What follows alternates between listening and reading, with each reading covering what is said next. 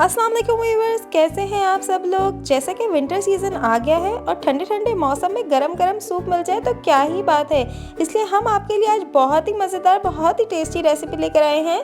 जी हाँ, chicken coriander soup की recipe. तो चलिए चलते हैं रेसिपी की तरफ।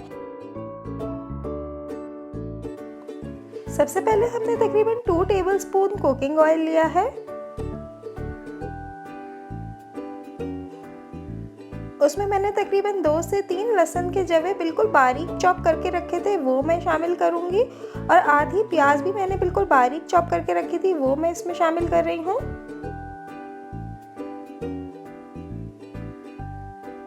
इसे 2 मिनट के लिए सौटे करेंगे।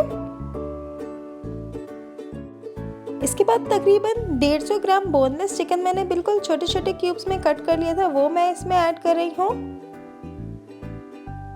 इसे भी थोड़ा सा हम भून लेंगे।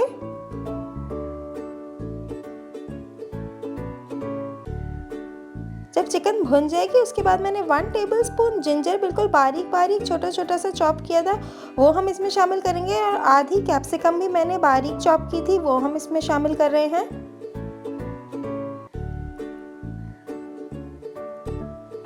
इसके बाद तकरीबन 2 कप पानी मैं इसमें शामिल करूंगी। हमारे पास 2 to 3 सर्विंग्स का सूप बनेगा। इसके बाद इसमें मैं half tea spoon salt add कर रही हूँ, half chicken stock cube add कर रही हूँ,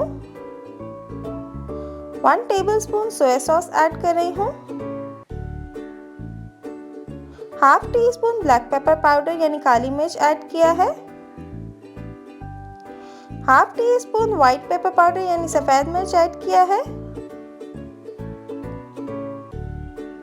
तकरीबन 1 टीस्पून मैं लीमू का रस यहाँ पे शामिल कर रही हूँ।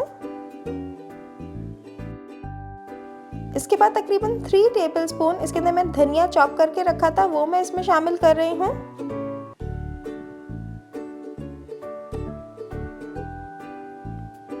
इसके बाद मैंने इसमें एक अंडा फेंट के शामिल करना है।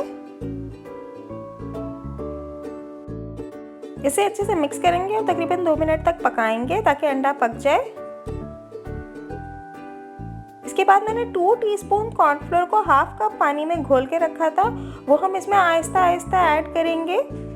आंच बिल्कुल मीडियम होनी चाहिए, ज़्यादा तेज़ आंच पे हम कॉर्नफ्लोर कभी भी ऐड नहीं करते वरना तो क्लम्स बन जाते हैं। 2 मिनट तक इसे पकाएंगे। मज़ेदार चिकन कोरिएंडर सूप तैयार है। अगर आपको हमारी रेसिपीज़ पसंद आ रही हैं तो लाइक, शेयर और सब्सक्राइब करना बिल्कुल ना भूलिएगा।